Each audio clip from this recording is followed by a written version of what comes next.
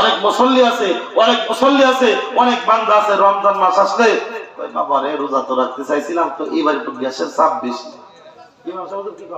ইমাম সাহেব জিজ্ঞেস করে, চাচা এবার কি রোজা রাখবেন? বাবা রে নিয়ত তো করেছিলাম, কিন্তু এবার একটু গ্যাসের চাপ দিচ্ছে বেশি। আল্লাহ কাছে গ্যাস সাইজ করে দেবো, বাতান চালান দিয়ে সামনে কবরে আয়। কথা বলেন ঠিক কিনা ভাই?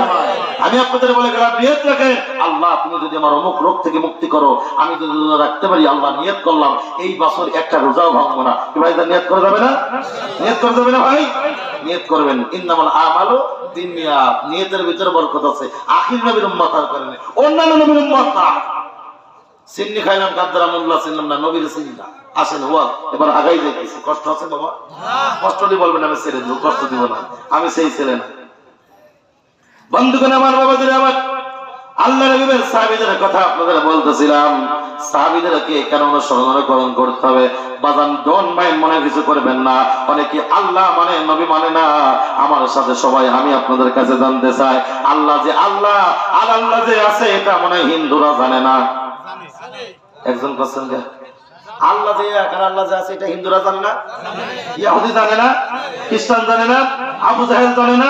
শুনেন, আবু জাহেলের পূর্বের নাম ছিল আবুল হিকাম, জ্ঞানের পিতা।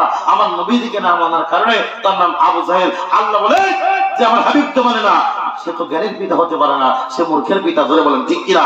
এজন্য কবি কত সুন্দর করে বলেছেন, আল্লাহ মানা নবী মানা নয়, নবী মানলে আল্লাহ মানা হয়।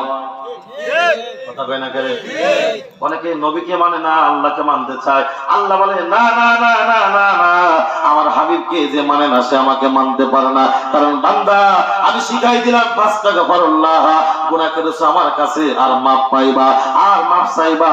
5 টাকা ফারুল্লাহুর রাসূল, আমার হাবিবের মজলিসে হাবিবের কদমে তোমরা চলে যাও। বড় করে বলা যাবে না আল্লাহু আকবার। এই ফরিদপুরের মুসলমানরা